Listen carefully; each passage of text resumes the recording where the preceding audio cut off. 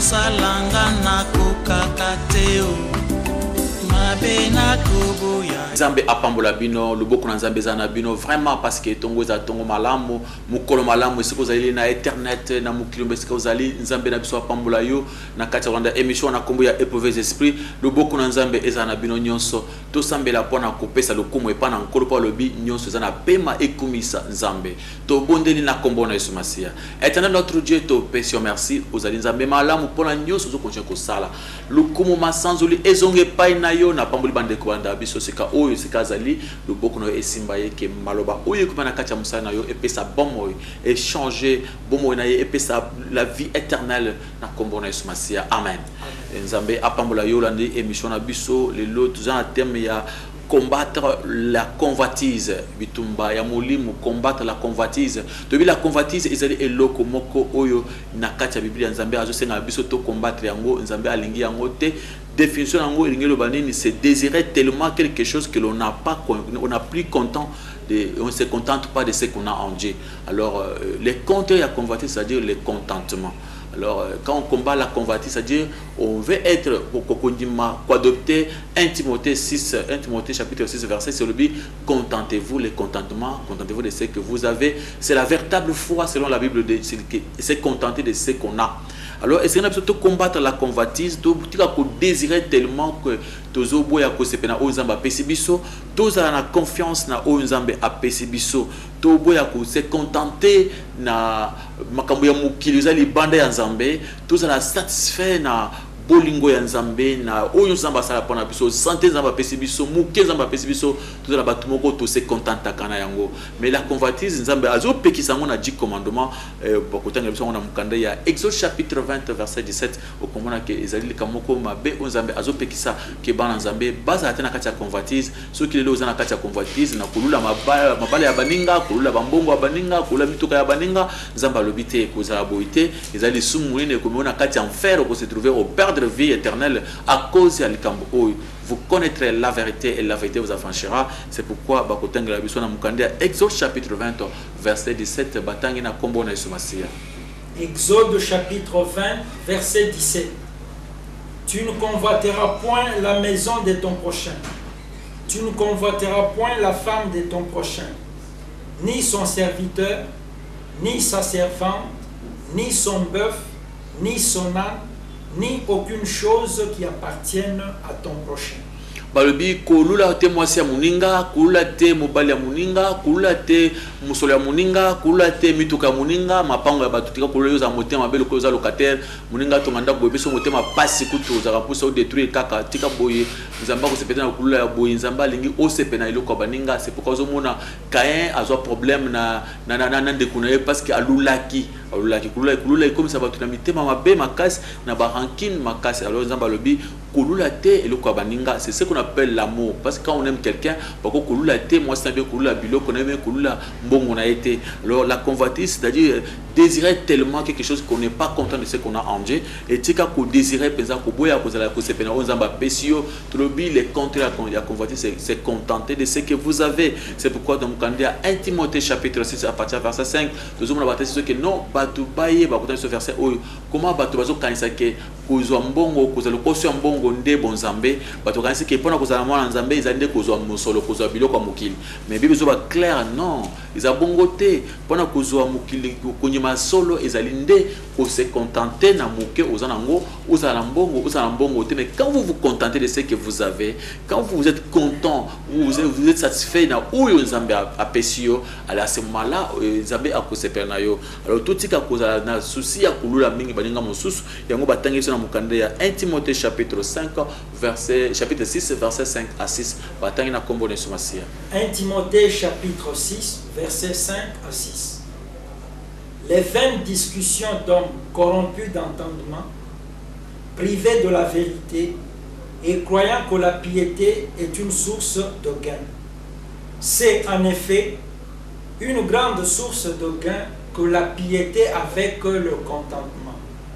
balobi ke bato mosusu baza na badiscussion ezangatina baza na ba fausse connaissance ya vérité bazali kokanisa ke que content que kozwa mosolo kozwa mbongo na mokili yango nde esali ke mutu aza yebi nzambe. Mais balobi vraiment la véritable foi en Dieu, c'est contenter de ce que vous avez, c'est être content de l'ulenge ozali, que comme ça nzambe na mulenge ozali, pas tout le monde se base qui na Bible, ou base qui basai na nzambe, base qui ba ministre te, base qui ba roi te, base qui ba reine te, nzambe bi o se contenter na ndenge ozali. Lelo on a prêché notre évangile, il y a batu o ya bazana na connaissance ya le banzambe te, ils ont prêché les mensonges, non pas sa vérité, ils ont dit aux gens que la prospérité, le contentement, ça veut dire que c'est la mutu, mbongo nde koza koza mwana nzambe, nzoka nde koza mwana nzambe, ce n'est pas seulement les pommes d'argent. Beaucoup vous avez même ozana mbongo te, mais nzamba lingyo makasi nzamba zana yo,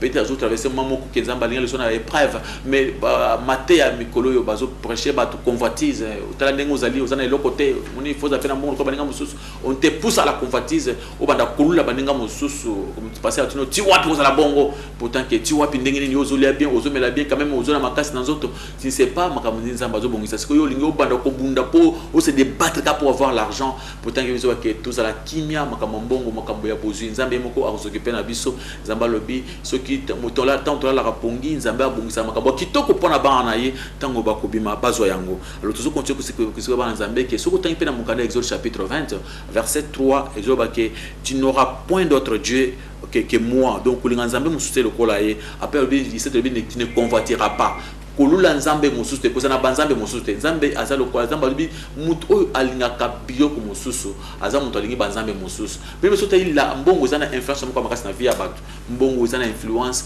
mutu bato bazo pesa toute leur vie pona makambo mbongo bazali na kulinga mbongo koleka na nzambe parce que tema ke balula mbongo ezo ya place ya nzambe ekuni kola mobile na bango eleki na nzambe na makasi. Alors c'est pourquoi nzambe lobi kulula te kulula biloko mokilité parce que ngai nzambe na nde folulanga tu dois faire confiance en Dieu na onu sa salio nzambe aibi pourquoi asalio bongo absolument bongo muke ozanango nzambe aibi akopesa yo makambo ya minene. Nous devons lutter bien aimé pour combattre la convoitise parce que ezali eloko moko mabe makase convoitise ezo mema biso na liwa ezo mema biso na kat na mbeba. C'est pourquoi nzambe azota biso na mukanda ya 7 Jean 1 Timothée chapitre 6 babanda banda 7 zo kina malembe jusqu'à verset 8 9 okomona comment nzamba ta biso makambo kwa mutu yo makasi alobi de sengena biso to keba na kati ya kulula banda na verset 7 8 1 Timothée chapitre 6 verset 7 et 8.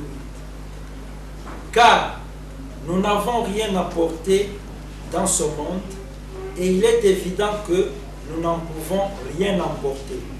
Si donc nous avons la nourriture et le vêtement, cela nous suffira.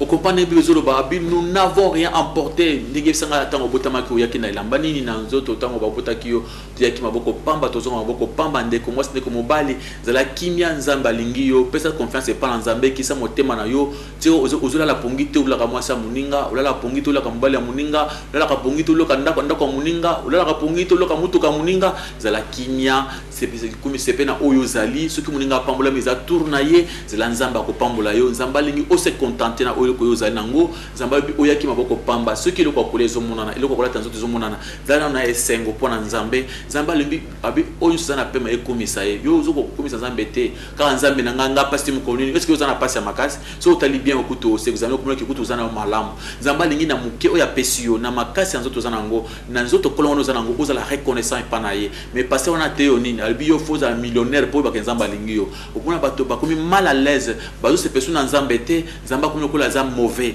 on fait faut comprendre que la convoitise de l'homme comme makasi nzamba lobi uyaki na maboko pamba okozonga maboko pamba. C'est pourquoi ceux qui ont moi le kokulia moi le kokomela c'est pela zala motema kimia ya nzamba te soki bato bazana convoitise bazana kosi ya mbongo le na basana nzambe bele ba tiango na kati ya bato on a prêché le kosi mbongo on a poussé les gens à prendre le kosi mbongo. Alors bato nso ba komi ko lata yango lokola elamba yango babi besoin mukanda verset 9 à partir de 1 Timothée 6 ba batanso verset 9 à 10 okomona comment nzamba zoloba pona bato oyo bakovani na kati ya lokoso ya mbongo makasi bazolula mbongo lokola lamba bazokoka te parce que tellement que balingi mbongo bako oza musanza komi na pasteur kobanda kote lokuta pasteur kote lokuta okomisa ba professeur lokuta pona kozwa mbongo ndeko papa okobanda koyiba pona kozwa mbongo mama kinumba okosala pona mbongo okosimba kisi na Lagos pona kozwa koisa bato na se kozwa mbongo parce que mbongo yaka na lukumu edukaka lukumu lukabilo ndengwana yolo bato lebele batiki nzambe bayebi Jésus Christ bakye kosimba bakisi bakoti banda kwa nganga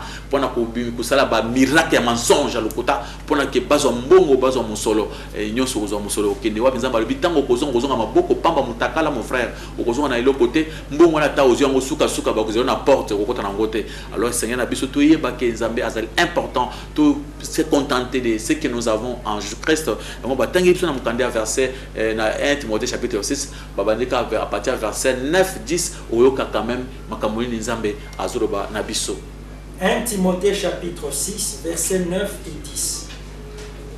Mais ceux qui veulent s'enrichir tombent dans la tentation, dans le piège et dans beaucoup de désirs insensés et pernicieux qui plongent les hommes dans la ruine et la perdition. Car l'amour de l'argent est une racine de tous les maux, et quelques-uns, en étant possédés, se sont égarés loin de la foi et se sont jetés eux-mêmes dans bien des tourments. La Bible dit clair, pour ceux qui veulent s'enrichir tombent dans la tentation. Donc bato balingi ba s'enrichir ba ko na ba piège mongona. Abi na kati ya ruine, donc na kati ya ba désir rebelle insensé. Ya osaki numba ko simba kisi passer ko ko sa bato pona ko sombongo. Olingo ko ko baninga mususu bo sumba banyola kitoko. C'est pourquoi ko simba kisi. Au moins le long bible zo ba ke tant le ba bato so ba passer chaque fois le ba bongo. Il y a un passé qui mutu so benga l'homme de Dieu tant zo ba pona basa na nzambe. Au moins les photos de bato bomba na secret. Oui, c'est ça. Bible zo ba ke Yesu le bina mukande Matthieu à haute voix Matthieu 24. Alors il y aura des faux prophètes, il y aura des faux Christ.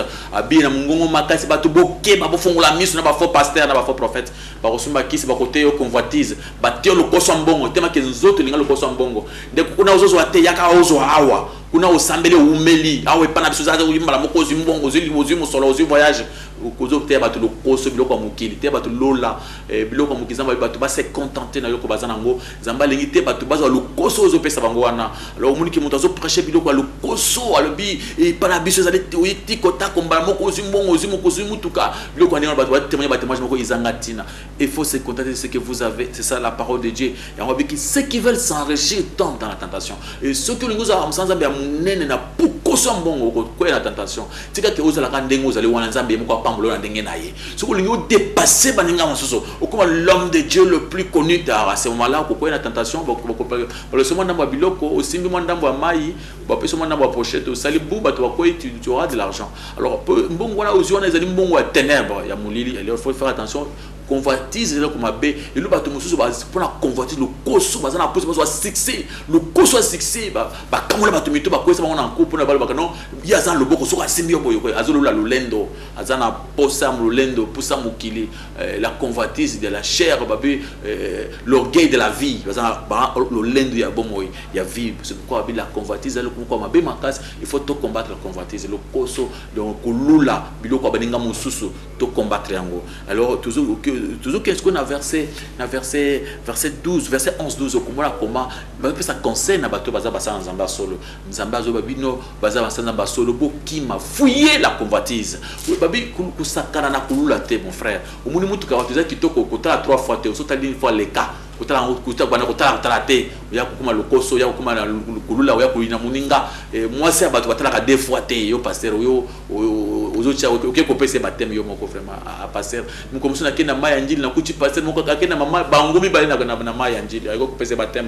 oyo batem ni mama bino bokenda ndengwana yo pe vous appelez maya rete mama muntu abe bokena sa batem bino mibale ata batem mama ndengwana boka bino mibale ne nto kotaki bino wana bozo na kocha wa chona maya prière zo sina tenga be ko prière ni makasi wetu ngapina za bato naze na chapi bato na mai muntu prière na muntu moko ko simba na tolo ko simba kitisa ko che mama OK ça c'est quelle purification ça la convoitise ko lulija moi ça bato ningo simbi no simbi mabe déjà etika lokoso mama pe bino fongola miso passer la boke na ça baptême bino mibal atayo moko ah non ils ont battu boke na groupe ya batu yo moi si on a passé bino mibal boke na maye ko ya baptême wana ezali président yo pe vraiment aux ali pe na le koso wana le pe passer ram nzamba sunga biso point le koso convertir mabe to qu'est-ce qu'on a verset 11 12 au comment commence à bi basa nzambe faut faire ces choses le koso ulula mwana batu ke ko pesa baptême yo moko le koso faut faire ces choses et le kulula biloko ya batu kulula musolo kulula mituka batu ulingonga ko na ko mape muntu mwena mukile muntu mwena zaka na mukile te muntu mwena muntu ayi muntu mwena zali nzambe nzambe ni muntu ayi batu minene tumuna ka l'homme riche na pauvre Lazare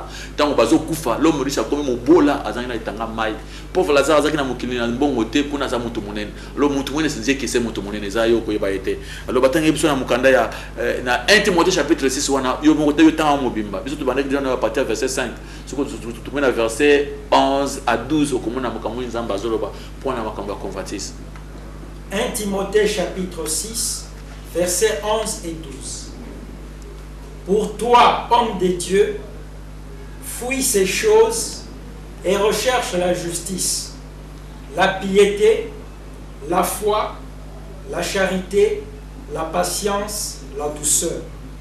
Combat le bon combat de la foi.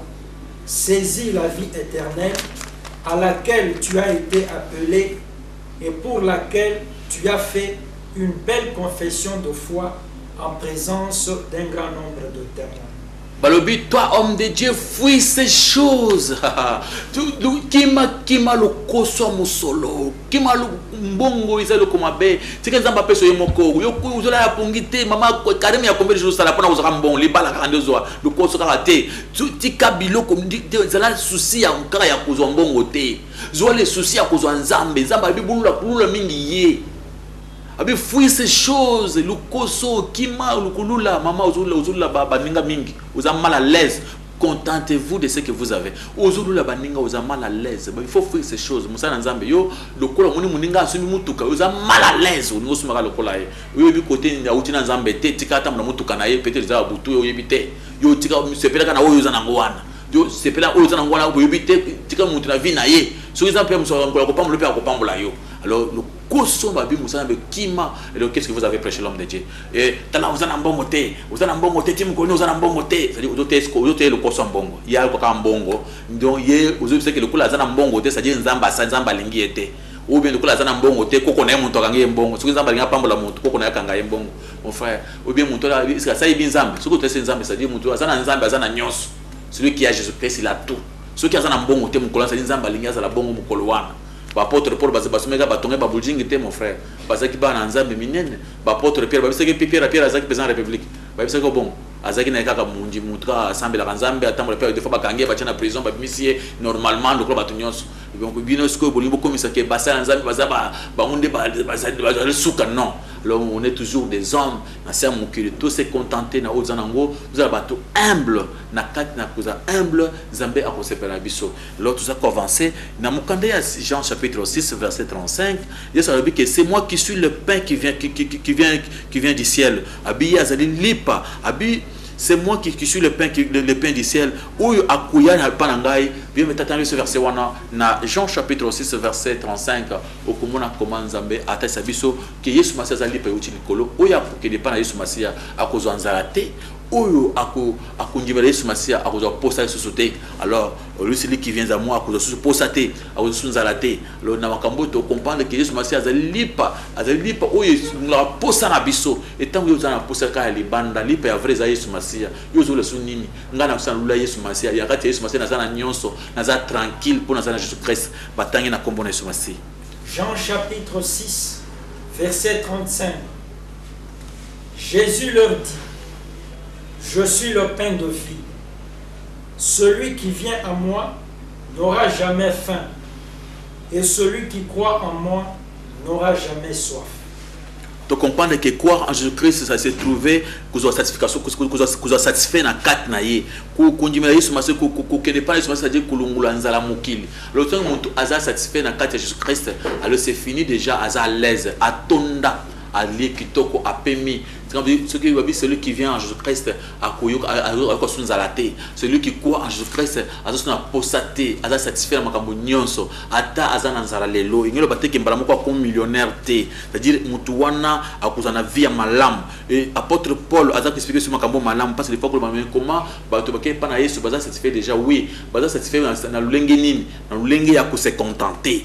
Apôtre Paul va dans Mukanda Philippiens chapitre 4 verset 11 donc qui ne malembe okomona comment apôtre Paul a conseillé biso lulenge ke biso tous ala na tonda na kat na Yesu za vrai lipa na le lipa ya Yesu na pema nga na tonda Yesu na zasu na nzala te meto ngozana nzala mukili nzala mituka nzala ba voyage nzala ya ba tu passer muso bazo bomana pona mbongo lokoso ba muninga pola zo a remplacer place na ya che poison pour ba tu na kati ya communauté minene zona posa muninga ko foyo remplacer ye convoitise zona ngoya mabe e ko sala ko kayen ko mona kuma mutu moko otambola katambola isa okende zate nzambe ya kuzana yo ko sepena ote na bilizeli ya bongo ozubu mabaninga boyo muninga pasteur ngoti les poisons pour ba cho place wana. Il faut faire attention convoitise le comme mabe makasi tous ces pena ozali muninga zana ngolu na etika zana ngolu na ye et ceux qui yo ozana ngote zala tranquille moment ezakoya nzambe akosala pona yo convoitise zala ko mabe mama ozali mombalo yo zana salaire à $200 yo za mal à l'aise uzula mama na mbala za ba futa $2000 oyebite yo uzula mama mobali wana azaka na $2000 ba futa par mois so yo za souci mobali za futa ka 200 olingo sala kinombo bien sala ni okomona lokola bango okomo compliquer mobali muninga le balo na za l'aise te olingo za l'aise na nini bimaka ke sala kinombo kona po uzula mbala watu mususu uza mal à l'aise na libalo zali vous posez trop de questions na kozala mboiti wapi olingo za ndenge nini yo nzamba sali bien mbalo ba futa ta $200 ikoki vendre pena ndako c'est pena $200 peut-être avec le temps nzamba ko pesa ba millions. Il faut se contenter d'abord se contenter de ce que vous avez étant au mal à l'aise kala muninga kala baninga non il faut pas être sadi baninga wala est-ce que pourquoi qu'est-ce qu'ils ont fait pour avoir cet argent tu ne connais pas yo za tranquille na yo za nangwana peut-être baninga wana bazo la moto si ma soka mbongo batamla si ma bazo la moto yebite le soir il faut se contenter de ce que yo za nango tika kula mingi baninga. Alors toujours bakutasi comment apôtre Paul azota c'est biso le lenge nini ya ko se contenter na Mukanda Philippiens chapitre 4 tu vois verset 11 jusqu'à verset 13 bataille na kombo nesumasi. Philippiens chapitre 4 verset 11 à 13. Ce n'est pas en vue de mes besoins que je dis cela, car j'ai appris à être content de l'état où je me trouve. Je sais vivre dans l'humiliation et je sais vivre dans l'abondance. En tout et partout, j'ai appris à être rassasié et à avoir faim, à être dans l'abondance et à être dans la disette. J'appuie tout par celui qui me fortifie. Ok, au moins comment apôtre Paul azolo abi il a appris ya kozala content na makambo nyonso ayoko la bien-aimé ko sepela na lulenge nyonso na eta waza ko se trouver apôtre Paul ayoko la kozala content. Alors est-ce que yo kola bongo bien apôtre oyo azoba oyo des fois abana ko ko malade azobela mais azaka na esengo apôtre balobi oyo azaki des fois azangi mbongo azaka na esengo bien mais babi il faut que cela esengo batu so kanise ke soki na kena bali na mokilité mais apôtre Paul yoko tabala kite alors bien azaki content azaki na marite mais azaki était content.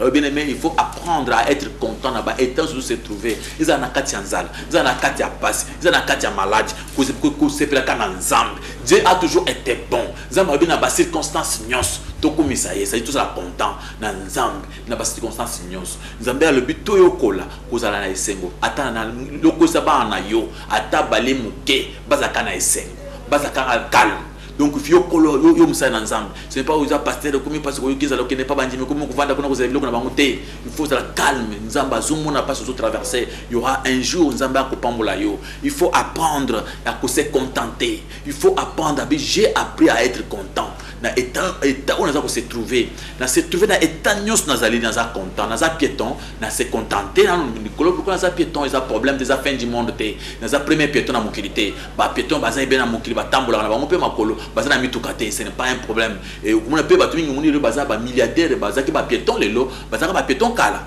Alors ce n'est pas un problème que le colo za piéton et si les affaires du monde te alors ce moninga bali mariage facilité mariage mabala zo anani.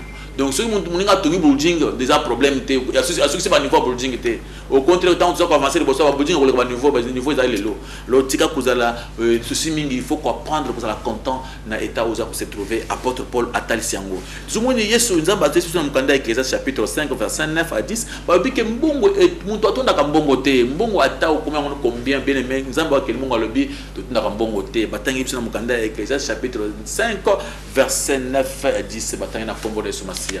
Ecclésiaste chapitre 5 verset 9 et 10. Celui qui aime l'argent n'est pas rassasié par l'argent, et celui qui amasse les richesses n'en profite pas. C'est encore là une vanité. Quand le blé abonde, ceux qui le mangent abondent, et quel avantage en revient-il à son possesseur, sinon qu'il le voit de ses yeux? Balobi muntu alingi mbongo atunda ka mbongo te lilo muni peut être sobazaka ngai nzambe na ngai pona za mbongo te mon frère ma sœur atsuki ozo se contenter na oyo za ngule lote ata okomi na ebele ko se contenter ka te okuma convoitise ko continuer ka mikolonios muntu azana mutuka te azola muntu azana mutuka tant okosoma mutuka ya occasion habite oyo za occasion d'Europe na sumba pe ya sika akotanga kusumba ya sika habite oyo ya ngai eza ya prix ya se na sumba pe ya prix ya makasi tango okosoma na habite France ma personne tonga pendako so ajinda ka habite ndako na ngai za mokelo tonga pendako etage bien mais tango yo uzana compte na 1 million olingo beta tolo eso ke muninga moko azana 3 millions okoka ngai ko tumukola ngozo pe 3 millions tango komi na 3 millions okimuninga azana 20 millions abi so zana se makasi barenga bazana ba 20 millions so komi na pe na 20 millions okoka maso ba milliards parce que ko club bazana États-Unis bazana ba milliards abi azana 50 milliards de dollars tu ko non ngapi so na kompira tena 40 milliards donc si on peut combien 40 milliards non vraiment ceux qui n'ont compris 100 milliards c'est pourquoi il y a des gens jusqu'aujourd'hui nzamba lobi nzamba kelibi so lobi totonda ka mbongo te mbongo totonda ngote c'est pena na oyo zana ngomuki wana uzana savoir à combien au fait à combien 200 dollars 50 dollars il faut d'abord se contenter na 50 okomona nzamba ko peso million pour ça so komoni yo nani ya muki se contenter ka te ata ba peso milliard ko se contenter na hote baka oyo muke tala ngani azuboy abi convoitise le moko mabe yango soki Yesu abi na mukandi Luc chapitre 12 verset 15 alobi vie à montezo dépend na bozuna été abi la vie d'un homme ne dépend pas de ses biens abi quel que soit azana abondance bongo ya montezo dépend na biloko na été tanga on a mukandi ya Luc chapitre 12 verset 15 et Yesu Masia azo continue ko expliquer biso abi okoko za na bozui ya aujourd'hui bato so bazana bozui bazana mbongo mais bazana mal à l'aise bazana ba souci ngasa mona muto mbongo amichi singa mi bomi yemoko pourquoi il avait trop de soucis je me suis demandé que ngai na za mbongo te na vendre mais yo mbongo ebele boyo michi singa pour le camponini c'est pour te faire croire que cause la l'aise les allez kokoma na mbongo te te ko lula biloko mokili lula nzambe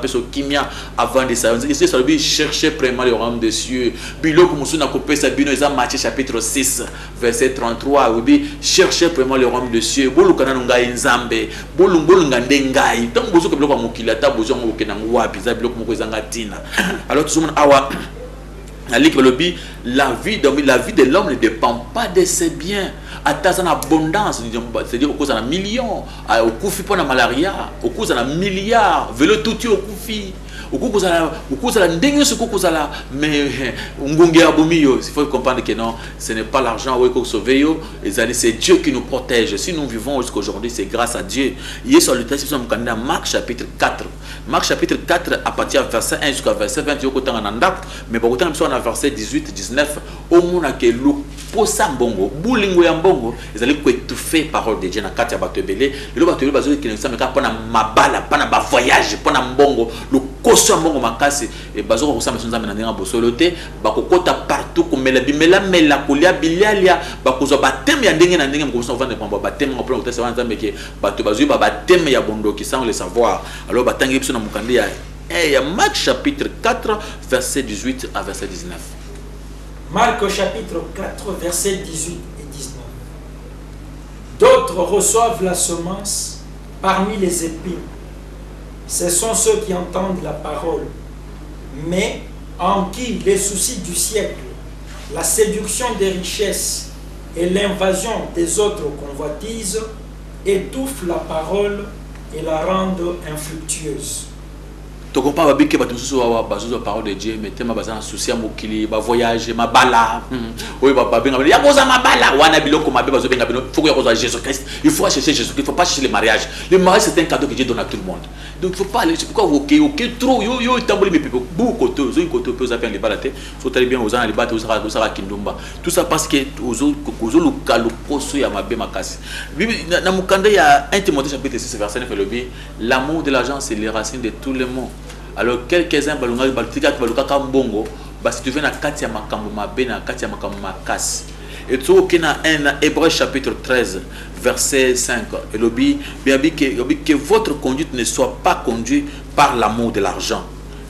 Contentez-vous de ce que vous avez, présentement, car Dieu a dit na koti kabinote na kozana bino, que votre conduite ne soit pas conduite par l'amour de l'argent. C'est le dernier verset que vous avez dans Hébreux chapitre 13 verset 5. Au commun que non, tika le kosya mbongo, au lingibongo mingi zamba lobi, c'est pena ozanango, c'est pena moi zamba pesi yo comme mona moi ça longi mabeli sous oza papa mabe parce que tant oza moi ça na zaki to kolinga ki est bien. Au comme kula basi sous libanda, zamba bi le koso le ya miso, ezali sum moni na zamba linga kate, ou ya se vient na kati en faire pam. Comprendre comme mikolo oyo comprendre bien bien d'autres bateaux vérité otika le kokolula otika le koso nzambe akopambola yo batangi na Hébreux chapitre 13 verset 5 pour te retirer. Hébreux chapitre 13 verset 5. Ne vous livrez pas à l'amour de l'argent. Contentez-vous de ce que vous avez, car Dieu lui-même a dit, je ne te délaisserai point et je ne t'abandonnerai point. Ne vous livrez pas à l'amour de l'argent, contentez-vous de ce que vous avez, car Dieu lui-même a dit, je ne vous délaisserai pas, je ne vous abandonnerai pas. Dieu nous aime, il est tellement bon, Dieu est bon. Soyons donc contents de ce que nous avons. Tous ces pères aux anango, tu comme mon méprisé yo, ou là la chambre salon, car la chambre salon là la kawana. Frère, pourquoi je me poyo sumi ma pango minene, il faut se cabiso dans la chambre salon. Au bout que na kine dans la chambre salon, tu as combien? Vous avez belé, oui, monter. Combien de personnes qui ne sont pas dans la chambre salon? Yo so boka le biso bon bato assis sur le banin. Yo ga la saison na bino wana. De tout ça ani papa. Nzambe ne muto akeli biso ayebi. Oya ko sana biso bato mingi bazaki na ba studio na bango wana. Ba ko bato ni sanki ba ko na église na yo. Sanki ba na église, sanki ba pa na yo. Yo ko ba ke bato so ba problème ba ka pa na yo, ba pa na yo. Le tout comprendre que tout ka bato ba se contenter le ko bazana ngo. Ba se contenter Nzambe apambola bango. Frère, yo zo la bato so pa le bi ngape fona comme na comme okufa avant. OK, comment exploser bou et c'est pourquoi Seigneur la biso to se contenter les anambo. Nzambe apambola bino, mais c'est Pierre quelques questions que vous avez. Merci beaucoup pasteur pour la matière à kitoko au côté sa peuple de Dieu. To landiango bisonyonso, je pense que to kopambola. Mais pasteur, première question izo koya tout de suite pour na koyeba. Est-ce que mutunyonso oyo azali content na situation na été? Azo koya mbala moko na kati ya convoitise ou bien non content dans la situation, mais à quoi il a convoitiste. Vraiment, étant toujours qu'on s'est trouvé, les alliés, ils ont diriger ma campagne parce qu'ils ont mettre à temps et à circonstances. Et Abraham, c'est vrai que la situation où il y a Zobotate, moi c'est Zobota Moanate. Mais Abraham a bandé que c'est le cas dans Zambé, a se contenté dans le Lengazali, que c'est Zambé à Kosal. Alors, bâtiment mutango azali kobima na kati ya contentement na eloko nzambe asali lelo akomi kulula mulinga mususu mutu wana akunungu ya koti na kati ya convoitise akwei na kati ya convoitise parce que soki batangi na hébreu ototangi longa hébreu chapitre 13 verset 5 otu kotanga siko lobi ne vous livrez pas à l'amour de l'argent parce que nzambe moko lobi na kotika yo bongo te mais nzambe asa na promesse soki lelo naza na pasi na yeba ke promesse nzambe lobi ke lobi na kopambola nazala tranquille pour nzamba apambola ngana ndenge moko abongisi na tika kulula baninga mususu po baninga mususu ezali ngonga na bango. Merci beaucoup pasteur. Combattre la convoitise est un thème très important, très utile. Mais tolingi toyeba est-ce que na mokili awa ezali na catégorie moko ya batu oyo bazali vacciné, immunisé contre convoitise de façon que dans n'importe quelle situation vous allez se retrouver il y a na convoitise. C'est difficile, c'est un combat de tous les jours que tu combattre. Tu as lutter chaque jour. Nous sommes toujours lutter ensemble bon ensemble bazolité pour la vie na bango mobimba pour na ba combattre ce qu'on appelle la convoitise. Et ce côté na mukanda 2 Corinthiens chapitre 13 verset 5 au Bible zo ba que examinez-vous vous-même, il faut tous examiner pour la koyeba ce qui sont posé dans la foi c'est le contentement de se contenter de ce que nous avons. Si vous trouvez ce verset, ça peut aider les enfants de Dieu pour ba comprendre 2 Corinthiens chapitre 13 verset 5 nzambe mutu moko te akoloba ke ye akoki et akoki ko rater convoitise zali et loko moko to combattre en face to boya penza yango to lité makasi. 2 Corinthiens chapitre 13 verset 5. Examinez-vous vous-même pour savoir si vous êtes dans la foi. Éprouvez-vous vous-même. Examinez-vous vous-même pour savoir si vous êtes dans la foi. La foi, tout le monde la foi dans 1 Corinthiens chapitre 6 verset 6 le binini. La foi c'est se contenter de ce qu'on a en Dieu. La véritable foi c'est de se contenter de ce qu'on a, c'est-à-dire être content à l'état où je me trouve. Alors ce qui n'a c'est ce qu'on appelle la foi. Apôtre Babi, j'ai appris à être content dans nyonso dans ça la foi. Faut examiner ce que vous appelez content. Après être cause ayoso ko na convoitise sans le savoir na question mais c'est pas parce que tout na beaucoup de gens osana kata convoitise tala bien ce que moni que ozulu la makasi ba que déjà osana nzambe te osali bande ya nzambe zonga na kati ya nzambe okomona ke nzambe moko akopambola yo pona c'est pas na eta osana ngwana nzambe siko ya kopambola yo et c'est ça la convoitise. Pasteur Montuna oyo e utie pa ya ndeko atinda ki mituna na yemi balé ya moyo a posé la première question par rapport à makambozo mona. Ezana ba pasteur mususu okokuta bango na ba situation oyo ezobangisa yango atunaki motuna pona koyeba commentaire nini okoki kosala par rapport ya ba pasteur oyo kokuta azosala délivrance et pas ya sœur mais bazalika bango mibale na kati ya bureau ou bien ndenge utuko otalisa na mateya amemi sœur na ma ya baptême mais bazaka bango mibale pasteur par rapport ya ba situation wana commentaire nini okoki kosala. La Bible dit dans le 1 Timothée chapitre 6 à partir du verset 11, toi homme de Dieu, fuis ces choses. Il faut fuir la convoitise. Et ce que sous na kati ya Corinthiens quelque part, fuyez l'impudicité, on ne peut pas même pas résister. Ça c'est la Bible. C'est l'apôtre Paul il était qui a vécu moko qu'on ne peut pas blaguer avec l'impudicité. Alors même on avait vu aussi c'était Joseph, le fils de Jacob. Qu'est-ce qu'il avait fait? Il avait fui la femme là quand moi c'est kangaye abuya ka kuume la siku soki azela ki moke nga koya mabe ki makambango bilambe tikale abanimbango parce que alinga kokate côté maliboso mwana mwasiwana. Alors ceux qui pasteur au côté serwana kitoko boye na talama mataza kitoko papa aza mwana ba 20 ans ndenga zawana otie na bureau yo moko tia maboko ma pasteur vous risquez vous trouvez que yo moko za le cours déjà ozoko déjà na kati impedi na kati il y a convoitise déjà, il faut faire attention. C'est pourquoi aujourd'hui mes Pierre il y a trop de problèmes. Moi je vois même à la télé ce n'est pas encore quelque chose à cacher parce que ba policier bazo kangabino mikolonyoso bazo kangabino mikolonyoso na ba journaliste chaque fois ceux qui na ba molier de kono vous trouvez ça? Papa, pourquoi vous Michel Nakati a danger boy?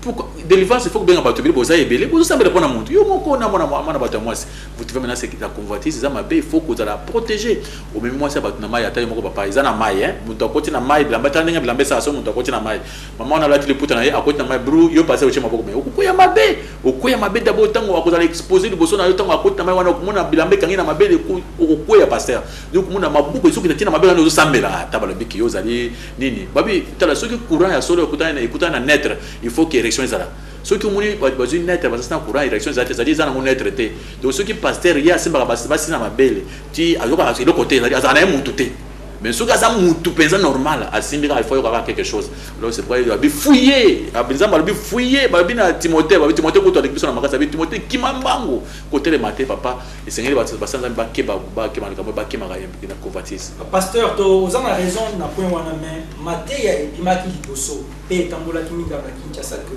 mosali na nzamba ko kosala bongo parce que atondi na onction donc devant makamune ti wana ye yazali na ye sans problème. Papa Nabiso, frère Nabiso, c'est ça le problème que Batubé Bakalisa qui est basé en Angouchon. Pourquoi? Parce que dans la Bible, on voit les hommes de Dieu tels que Joseph, il a fui, il avait fui. On a vu que l'apôtre Paul a le but fouiller l'impudicité. Tout le monde a fait sa conseil na mwana Timothée abi kima convoitise mwana bakatambangwe soko za msana solo est-ce que papa soko boyi de balanzambe Et si ou se force mon sous appui na biso banza mais c'est la parole de Dieu. Donc le bas qui bâton na base la banque onction d'abord ça veut dire quoi cette onction? Onction là il est à Timothée, il est à apôtre Paul. Oui, à base sur l'équipe en bas, il est là bato babiki mais il apôtre Paul azo kim mbang. Na moi na Timothée wa tanisi mo banzambe akim. Bon biso bato to isi na Timothée. Tout résister vraiment. On a zali vraiment erreur. OK, merci beaucoup pasteur. Tozolo bela toujours combattre la convoitise. Sikoyo eloko nini okoki koyebisa bandeko pona musali na nzambe oyo azali diacre na kati ya église amoni moninga na ye pasteur azali na succès makasi ye pe akomi kolula akoma pasteur.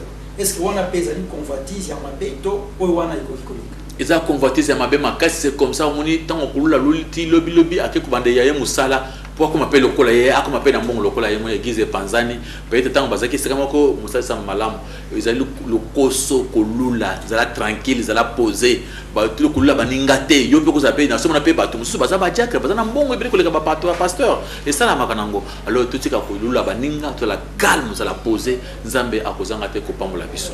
Pasteur eloko nini sikoyo koki koloba concernant basali nzambe tu es que bangonde basali la parole de Dieu basali ko memelango peuple de Dieu pour na babikisa mais tant mosali nzambe atiki mwasi na ye abali mwasi mususu kaka na kati ya église wana est-ce que ezali pe convoitise to akoki kozala na raison wana ezali na mukanda ya 1 Jean chapitre 2 verset 16 okomona que ezali ce qu'on appelle la convoitise des yeux et l'orgueil de la vie. Zamutu nzambe oyo tango abandaki ni malamu na mwasi na bazaki bango mibale wana mwasi za kitoko tango mwasi na bango bazana mbongo mingi te ozuango tango ngo poba nzambe comprendre que ezali loko mabe makasi musa nzambe ozula miso ezula trop lobi pe ata wana pe kotika yokulula mususu parce que ozamuntu alokosi ya kulula muntu miso ya kinduma ndumba ezamba be makasi batana na komona isumasi. 1 Jean chapitre 2 verset 16. Car tout ce qui est dans le monde, la convoitise de la chair, la convoitise des yeux et l'orgueil de la vie ne vient point du Père, mais vient du monde.